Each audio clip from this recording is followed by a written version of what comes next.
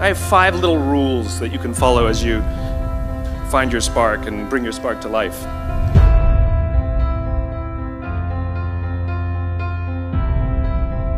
The first is to go after the things that you want. Let me tell you a story. So a friend of mine and I, we went for a run in Central Park. The Roadrunners organization, on the weekends, they host races. And it's very common at the end of the race, they'll have a sponsor who will give away something, apples or bagels or something. And on this particular day, when we got to the end of the run, there were some free bagels. And they had picnic tables set up. And on one side was a group of volunteers. On the table were boxes of bagels. And on the other side was a long line of runners waiting to get their free bagel. So I said to my friend, let's get a bagel. And he looked at me and said, the line's too long. And I said, free bagel. And he said, I don't want to wait in line. And I was like, free bagel. And he says, nah, it's too long. And that's when I realized that there's 2 ways to see the world. Some people see the thing that they want, and some people see the thing that prevents them from getting the thing that they want. I could only see the bagels. He could only see the line. Because the rule is, you can go after whatever you want. You just cannot deny anyone else to go after whatever they want. You don't have to do it the way everybody else has done it. You can do it your way. You can break the rules. You just can't get in the way of somebody else getting what they want. Rule number 2. In the 18th century, there was something that spread across Europe and eventually made its way to America called puerperal fever, also known as the Black Death of childbed. Basically what was happening is women were giving birth and they would die within 48 hours after giving birth.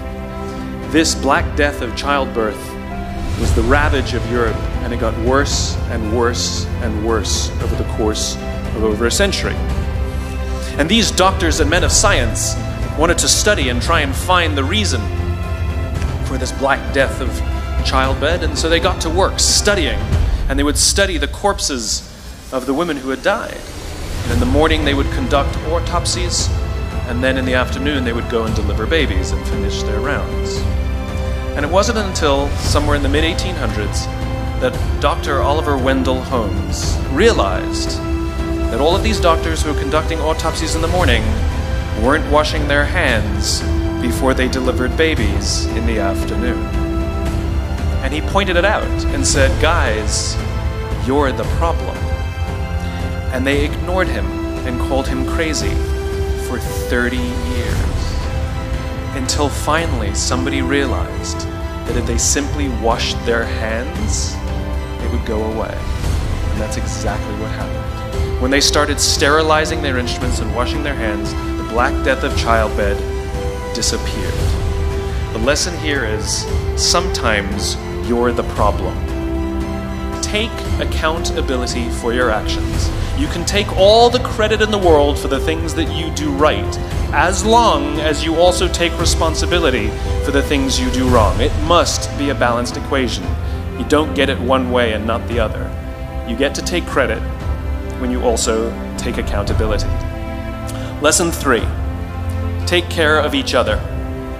The United States Navy SEALs are perhaps the most elite warriors in the world.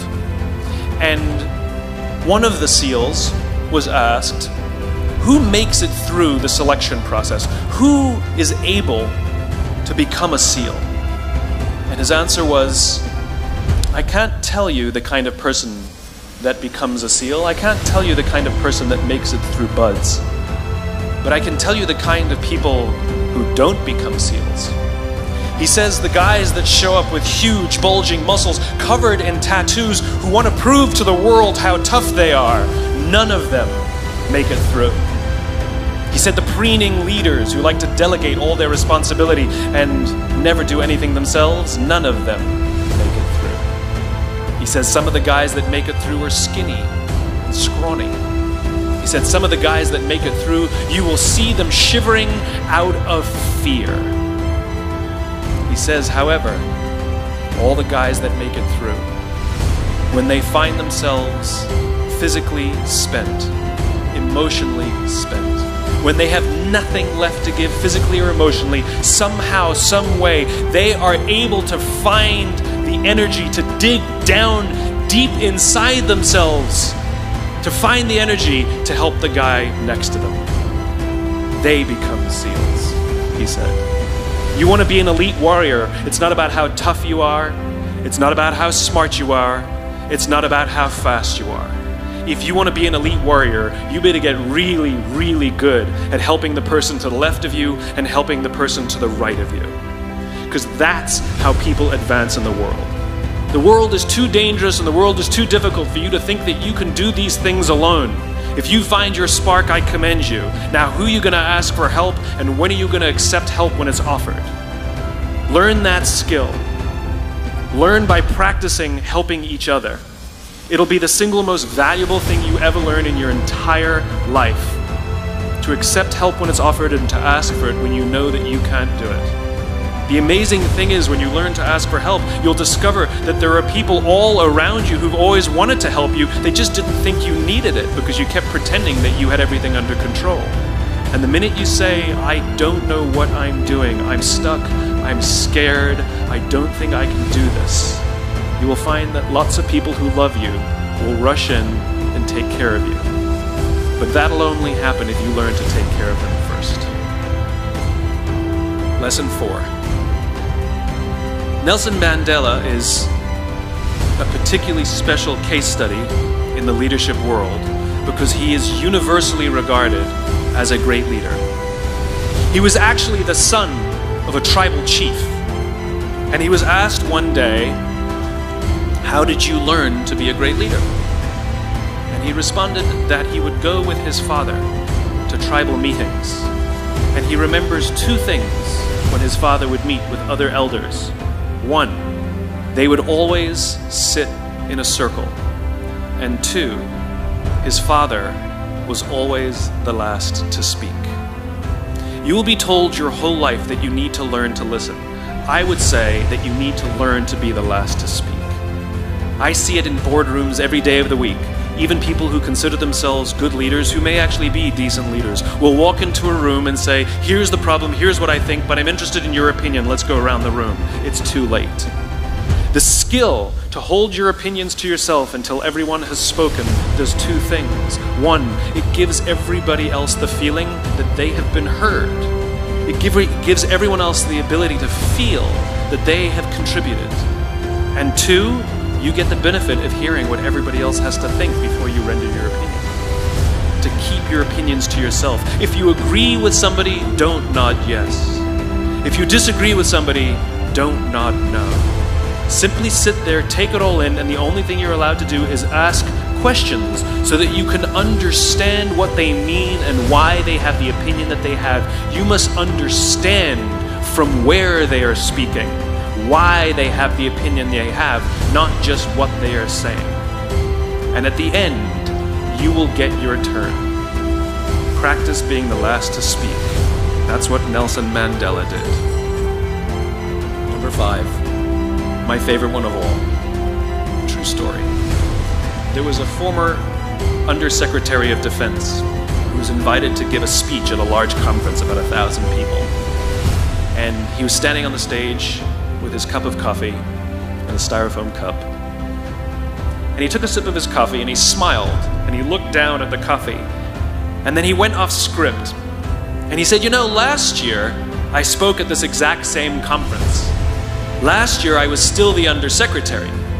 And when I spoke here last year, they flew me here business class.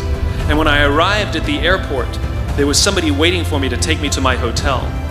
And they took me to my hotel and they had already checked me in and they just took me up to my room. And the next morning I came downstairs and there was someone waiting in the lobby to greet me, and they drove me to this here same venue and handed me a cup of coffee in a beautiful ceramic cup. He says, I'm no longer the Undersecretary. I flew here coach. I took a taxi to my hotel and I checked myself in. When I came down the lobby this morning, I took another taxi to this venue. And when I asked someone, do you have any coffee? He pointed to the coffee machine in the corner, and I poured myself a cup of coffee into this here styrofoam cup. He says the lesson is, the ceramic cup was never meant for me. It was meant for the position I held. I deserved a styrofoam cup. Remember this. As you gain fame, as you gain fortune, as you gain position and seniority, people will treat you better. They will hold doors open for you. They will get you a cup of tea and coffee without you even asking. None of that stuff is meant for you. That stuff is meant for the position you hold. It is meant for the level that you have achieved of leader or success or whatever you want to call it. But you will always deserve a styrofoam cup. Remember that lesson of humility and gratitude. You can accept all the free stuff. You can accept all the perks. Absolutely, you can enjoy them. But just be grateful for them and know that they're not for you. Thank you very, very much, guys. You're wonderful.